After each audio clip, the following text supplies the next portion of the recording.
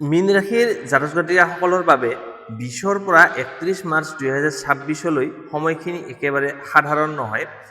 এইকেইদিনত আপোনাৰ জীৱনত এনেকুৱা কিছুমান ডাঙৰ পৰিৱৰ্তন আহিব পাৰে যিয়ে আপোনাৰ ভাগ্যক একেবাৰে নতুন দিশলৈ লৈ যাব পাৰে।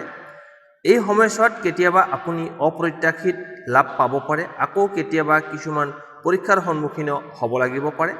বিশেষকৈ ধন, কেৰিয়াৰ আৰু প্ৰেম জীৱনত এই সময়খিনি একেবাৰে গুৰুত্বপূৰ্ণ।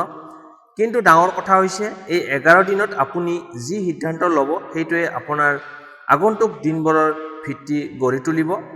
এই সাপ্তাহিক ৰাশিফলত আপুনি জানিব কোন দিনটো আপোনাৰ বাবে আটাইতকৈ শুভ, ক'ত সাৱধান হোৱা উচিত আৰু কেনেকৈ নিজৰ ভাগ্য নিজৰ পক্ষলৈ ঘূৰাই আনিব পাৰিব। সেয়ে ভিডিঅ'টো একেবাৰে শেষলৈকে চাব, কাৰণ শেষত মই আপোনালোকক দিম এটা বিশেষ উপায় যিয়ে আপোনাৰ জীৱনত ইতিবাচক শক্তি বঢ়াব। প্ৰথমতে আহিছোঁ মীন ৰাশিৰ ধন আৰু আৰ্থিক অৱস্থা কেনেকুৱা থাকিব এই 11 দিনৰ ভিতৰত। মীন ৰাশিৰ জাতক জাতিকাসকলৰ বাবে এই 20ৰ পৰা 31 মাৰ্চলৈ সময়ছোৱা আৰ্থিক দিশত একেবাৰে গুৰুত্বপূৰ্ণ হ'ব। এই সময়ত আপোনাৰ টকাৰ আগমন আৰু বহিৰ্গম দুয়োটা দিশতেই বেছি গতি কৰা দেখা যাব। অৰ্থাৎ টকা আহিবও, কিন্তু খৰচো একেলগে বাঢ়ি যাব পাৰে। প্ৰথমে 20ৰ পৰা 23 মাৰ্চলৈ এই সময়ছোৱাক লৈ ক'লোঁ। এইকেইদিনত আপোনাৰ খৰচ অলপ বেছি হ'ব পাৰে। ঘৰ সংসাৰৰ দৰকাৰ, পৰিয়ালৰ কোনো কাম বা আকস্মিক পৰিস্থিতিত টকা খৰচ হ'ব পাৰে। এই সময়ত আপুনি যদি অলপ অসাৱধান হয় তেন্তে বাজেট ভাঙি যাব পাৰে। সেয়ে এই সময়ত কণ্ট্ৰল ৰখাটো অত্যন্ত প্ৰয়োজন। কিন্তু চিন্তা কৰাৰ প্ৰয়োজন নাই, কাৰণ এইটো কেৱল অস্থায়ী। 24ৰ পৰা 27 মাৰ্চলৈ সময়ছোৱাত টকাৰ প্ৰৱাহ অলপ উন্নত হ'বলৈ আৰম্ভ কৰিব। যদি আপুনি আগতে কাৰোবাক টকা ধাৰ দিছিল তেন্তে সেই টকা ঘূৰাই অহাৰ সম্ভাৱনা আছে। লগতে কোনো পুৰণি কাম বা প্ৰজেক্টৰ পৰা ধন লাভ হ'ব পাৰে। বিশেষকৈ 25 আৰু 27 মাৰ্চ তাৰিখটো আপোনাৰ বাবে আৰ্থিক ক্ষেত্ৰত শুভ হ'ব। এই দিনত আপুনি যদি কোনো নতুন ডিল কৰে বা কোনো টকাৰ সম্পৰ্কীয় সিদ্ধান্ত লয় তেন্তে তাৰ পৰা ভাল ফল পাবলৈ সক্ষম হ'ব।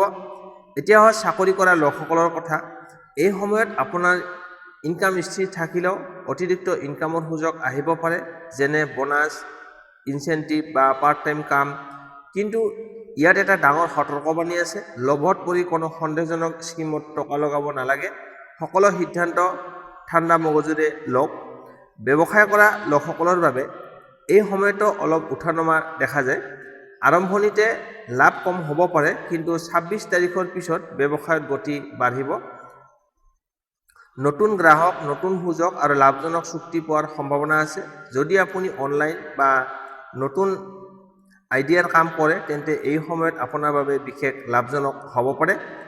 কিন্তু মনত ৰাখিব, এই সময়ত ডাঙৰ ইনভেষ্ট কৰাৰ আগতে ভালকৈ বিশ্লেষণ কৰক। কাকো অন্ধবিশ্বাস কৰি টকা ধাৰ নিদিব, কাৰণ কোনোবাই আপোনাৰ ভুল পথ দেখুৱাব পাৰে। এতিয়া কম 28ৰ পৰা 31 মাৰ্চলৈ এই সময়ছোৱা। এই সময়ত আপোনাৰ আৰ্থিক অৱস্থা আগতকৈ উন্নত হ'ব।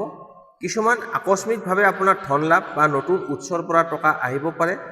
এই সময়ত আপুনি সঞ্চয়ৰ ফালে গুৰুত্ব দিব লাগে, কাৰণ ভৱিষ্যতৰ বাবে এইটো এটা প্ৰয়োজনীয়।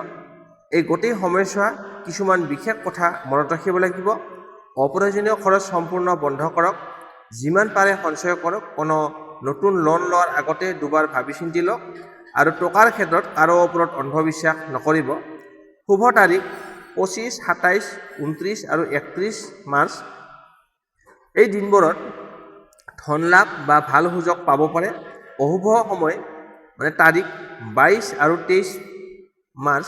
এই দিনটোত খৰচ বা লোকচান হোৱাৰ সম্ভাৱনা বেছি আছে। বিশেষ উপায় ৰেমেডি: প্ৰতি শুক্ৰবাৰে বগা বস্তু যেনে চাউল, চেনি, গাখীৰ এইবিলাক দান কৰক আৰু মা লক্ষ্মীক স্মৰণ কৰক। এইটোৱে আপোনাৰ জীৱনত ধনৰ প্ৰৱাহ বৃদ্ধি কৰিব। শেষত এটা কথা কওঁ, এই সময়ছোৱা আপোনাৰ আৰ্থিক ভাগ্য সম্পূৰ্ণ আপোনাৰ সিদ্ধান্তৰ ওপৰত নিৰ্ভৰ কৰিব। আপুনি যদি সঠিক সময়ত সঠিক পদক্ষেপ ল'ব পাৰে তেন্তে এই 11 দিনতেই আপোনাৰ আৰ্থিক অৱস্থা উন্নত কৰাৰ আৰম্ভণি কৰিব পাৰে। এতিয়া আহিছোঁ কেৰিয়াৰ, কৰ্মক্ষেত্ৰ। মীন ৰাশিৰ জাতক জাতিকাসকলৰ বাবে 20ৰ পৰা 31 মাৰ্চলৈ এই সময়ছোৱা কেৰিয়াৰৰ ক্ষেত্ৰত এটা ডাঙৰ টাৰ্নিং পইণ্ট হিচাপে প্ৰমাণিত হ'ব পাৰে। এই সময়ত আপুনি যি সিদ্ধান্ত ল'ব সেইটোৱে আপোনাৰ আগন্তুক কেৰিয়াৰৰ পথ নিৰ্ধাৰণ কৰিব। প্ৰথমে 20ৰ পৰা 23 মাৰ্চলৈ এই সময়ছোৱাত কেইদিনমানত আপুনি কামত অলপ প্ৰেছাৰ অনুভৱ কৰিব পাৰে। অফিচ বা আপোনাৰ কৰ্মক্ষেত্ৰত দায়িত্ব বাঢ়িব আৰু ছিনিয়ৰৰ বা বছৰৰ পৰা প্ৰেছাৰ অহাৰ সম্ভাৱনা আছে। কেতিয়াবা আপুনি অনুভৱ কৰিব পাৰে যে আপোনাৰ কামৰ সঠিক মূল্যায়ন হোৱা নাই, কিন্তু ইয়াতে আপোনাৰ ধৈৰ্য আৰু পৰিশ্ৰমে কাম কৰিব লাগিব। এটা গুৰুত্বপূৰ্ণ কথা, এই সময়ত কোনো সহকৰ্মীৰ সৈতে তৰ্ক বিতৰ্ক নপৰিব, কিয়নো সৰু কথাও ডাঙৰ সমস্যালৈ ৰূপান্তৰিত হ'ব পাৰে। 24ৰ পৰা 27 মাৰ্চলৈ এই সময়ছোৱাত আপোনাৰ বাবে অলপ ভাল খবৰ লৈ আহিব। এই সময়ত আপুনি নতুন সুযোগ লাভ কৰিব পাৰে। কোনো নতুন প্ৰজেক্ট, প্ৰমোচনৰ ইংগিত বা জব চেঞ্জৰ সুযোগ আহিব পাৰে। বিশেষকৈ 25 আৰু 26 মাৰ্চত এই দিনত আপুনি যিকোনো ইণ্টাৰভিউ, মিটিং বা ইম্পৰ্টেণ্ট ডিছকাশ্যন কৰিলে তাৰ ফল আপোনাৰ পক্ষত যাব। যদি আপুনি নতুন চাকৰি বিচাৰি আছে তেন্তে এই সময়ত এপ্লাই কৰা আৰম্ভ কৰক। এইটো সময় আপোনাৰ বাবে ছাপৰ্টিভ টাইম। এতিয়া কম ব্যৱসায় কৰা লোকসকলৰ বাবে ব্যৱসায়ত আৰম্ভণিতে অলপ ধীৰ গতি থাকিলেও 26 তাৰিখৰ পিছত গ্ৰথ দেখা যাব। নতুন গ্ৰাহক, নতুন কণ্টেক্ট বা এক্সপেনশ্যনৰ সুযোগ লাভ কৰিব।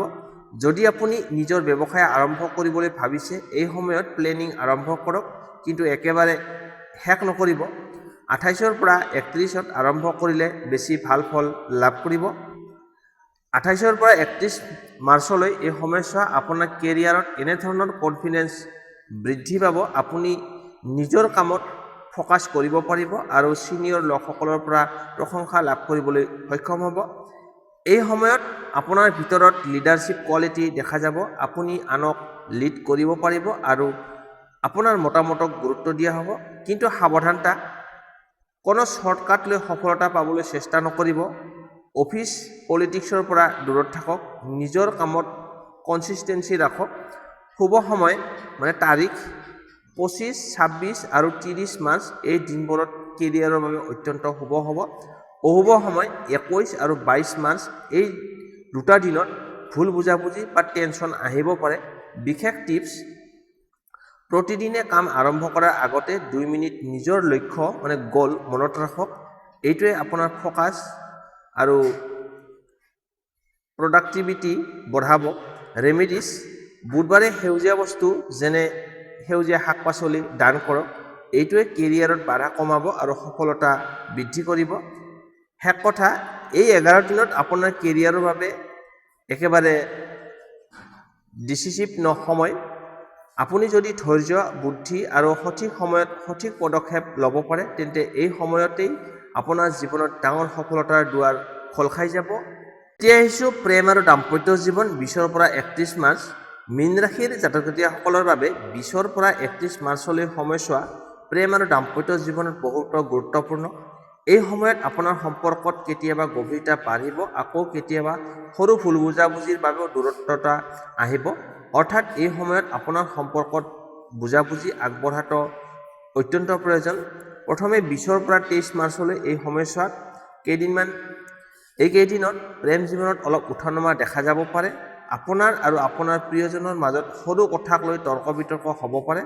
কেতিয়াবা আপুনি অনুভৱ কৰিব পাৰে যে আপোনাক বুজা মানুহ কোনো নাই। কিন্তু ইয়াতেই এটা গুৰুত্বপূৰ্ণ কথা, আপুনি অশান্ত নকৰিব আৰু অলপ শান্ত হৈ কথা পাতক। মনত ৰাখিব, এই সময়ত একো কথা আপুনি এৰাই নচলিব, ইগ'ৰ ভাৱে আপোনাৰ ডাঙৰ নকৰিব। সৰু ভুল বুজাবুজিৰ সময়মতে সমাধান নকৰিলে ডাঙৰ সমস্যালৈ ৰূপান্তৰিত হ'ব পাৰে। 24ৰ পৰা 27 মাৰ্চলৈ এই সময়ছোৱাত আপোনাৰ বাবে ভাল দিশলৈ গতি কৰিব।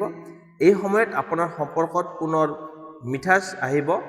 যদি আগতে কোনো ভুল বুজাবুজি হৈছিল তেন্তে এই সময়ত সেইবোৰ ঠিক হোৱাৰ সম্ভাৱনা বেছি। বিশেষকৈ 25 আৰু 26 মাৰ্চ এই দিনত আপুনি আপোনাৰ প্ৰিয়জনৰ সৈতে ভাল সময় অতিবাহিত কৰিব পাৰিব। ৰোমান্টিক মুহূৰ্ত, আউটিং বা স্পেচিয়েল কথা-বতৰা আপোনাৰ সম্পৰ্কত আৰু মজবুত কৰিব। যিসকলৰ এতিয়া প্ৰেম নাই, এই সময়ত নতুন কোনো ব্যক্তিৰ সৈতে পৰিচয় হোৱাৰ সম্ভাৱনা আছে। আৰম্ভণিতে বন্ধুত্বৰ পৰা আৰম্ভ হ'ব, পাছত গভীৰ সম্পৰ্কলৈ পৰিণত হ'ব পাৰে। কিন্তু সাৱধান, সোনকালে ইমোচনেল নোহোৱা ভাল। এতিয়া হয় বিবাহিত জীৱনত দাম্পত্য জীৱন। বিবাহিত লোকসকলৰ বাবে আৰম্ভণিৰ সময়ত অলপ টেনশ্যন দেখা যাব পাৰে। ঘৰুৱা বিষয়, দায়িত্ব বা সময় নিদিয়াৰ বাবে পাৰ্টনাৰৰ সৈতে সৰু মনোমালিন্য হ'ব পাৰে। কিন্তু 24 তাৰিখৰ পিছত আপোনাৰ দাম্পত্য জীৱনত পুনৰ শান্তি আৰু বুজাবুজি আহিব। আপুনি আৰু আপোনাৰ জীৱনসংগীয়ে একেলগে সময় কটোৱাৰ সুযোগ পাব। এটা গুৰুত্বপূৰ্ণ পৰামৰ্শ, এই সময়ত আপোনাৰ পাৰ্টনাৰক অলপ বেছি সময় দিয়ক আৰু ছাৰপ্ৰাইজ মৰমৰ কথা, সঁচা অনুভূতি প্ৰকাশ কৰিলে সম্পৰ্ক বহুত মজবুত হ'ব। 28 পৰা 31 মাৰ্চলৈ এই সময়ছোৱাত আপোনাৰ প্ৰেম আৰু দাম্পত্য জীৱনত আগতকৈ বহুতো উন্নত হ'ব। বিশ্বাস, মৰম আৰু বুজাবুজি বাঢ়িব। এই সময়ত আপুনি অনুভৱ কৰিব আপোনাৰ সম্পৰ্ক আগতকৈ বেছি ষ্ট্ৰং হৈছে আৰু আপুনি মানসিকভাৱে বহুতো শান্তি লাভ কৰিছে। সাৱধানতা, তৃতীয় ব্যক্তিৰ কথাত বিশ্বাস নকৰিব, অতীতৰ কথা উলিয়াই বৰ্তমান নষ্ট নকৰিব আৰু সন্দেহৰ বাবে সম্পৰ্ক নষ্ট নকৰিব। শুভ তাৰিখ 25, 26 আৰু 29 মাৰ্চ এই দিনবোৰ প্ৰেম আৰু দাম্পত্য জীৱনৰ বাবে অত্যন্ত শুভ হ'ব। অশুভ তাৰিখ 21 আৰু 22 মাৰ্চ এই দিনত ভুল বুজাবুজি হোৱাৰ সম্ভাৱনা বেছি আছে। বিশেষ টিপছ, প্ৰতিদিনে আপোনাৰ প্ৰিয়জনক এটা ভাল কথা কওক বা ছাৰপ্ৰাইজ দেখুৱাওক। এইটোৱে সম্পৰ্কত পজিটিভ এনাৰ্জি বঢ়াব। ৰেমেডিছ, শুক্ৰবাৰে বগা ফুল বা বগা মিঠাই দান কৰক আৰু নিজৰ হৃদয়ত ভাল কথা চিন্তা কৰক। এইটোৱে আপোনাৰ প্ৰেম জীৱন সুখ আৰু শান্তি লৈ আহিব। এই 11 দিনত আপোনাৰ প্ৰেম আৰু দাম্পত্য জীৱনৰ বাবে একেবাৰে পৰীক্ষাৰ সময়। আপুনি যদি ধৈৰ্য, বুজাবুজি আৰু সঁচা মৰম দেখুৱাব পাৰে, তেন্তে এই সময়তে আপোনাৰ সম্পৰ্ক আগতকৈ বহুত বেছি গভীৰ আৰু শক্তিশালী হৈ উঠিব। এতিয়া আহিছোঁ তাৰিখ অনুসৰি শুভ সংখ্যা আৰু শুভ সময়। 20 মাৰ্চ শুভ সময় ৰাতিপুৱা 9:15 পৰা 11:30 সাধাৰণ কামৰ বাবে ভাল, কিন্তু ডাঙৰ সিদ্ধান্ত এৰাই চলক। শুভ সংখ্যা 2 আৰু 7। 21 মাৰ্চ শুভ সময় আবেলি 3 বজাৰ পৰা 5 বজালৈ। শুভ সংখ্যা হৈছে 3 আৰু 8। সাৱধানতা ৰাখক। 22 মাৰ্চ শুভ সময় দুপৰীয়া 12:30 পৰা 2:30। শুভ সংখ্যা হৈছে 4 আৰু 9। খৰচ নিয়ন্ত্ৰণ কৰক। 23 মাৰ্চ শুভ সময় ৰাতিপুৱা 10 বজাৰ পৰা 12 বজালৈ। শুভ সংখ্যা হৈছে 1 আৰু 6। সৰু কামৰ বাবে ভাল সময়। 24 মাৰ্চ শুভ আপোনাৰ বাবে ৰাতিপুৱা 8:30 পৰা 11 বজালৈ শুভ। শুভ সংখ্যা হৈছে 2, 5 আৰু 7। নতুন আৰম্ভণি ভাল। 25 মাৰ্চ অত্যন্ত শুভ।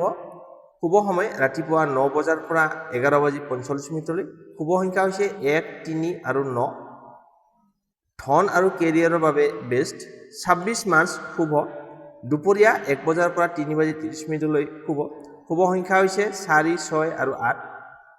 আপোনাৰ ইণ্টাৰভিউৰ বাবে ভাল দিন। 27 মাৰ্চ অত্যন্ত শুভ। শুভ সময় ৰাতিপুৱা 10:30 পৰা 1 বজালৈ। শুভ সংখ্যা হৈছে 2, 7 আৰু 9। 28 মাৰ্চ শুভ সময় আবেলি 4 বজাৰ পৰা 6 বজালৈ। শুভ সংখ্যা হৈছে 3 আৰু 5। 29 মাৰ্চ শুভ সময় 9:30 পৰা 12:30। শুভ সংখ্যা হৈছে 1, 6 আৰু 7। ধন আৰু প্ৰেমৰ বাবে ভাল।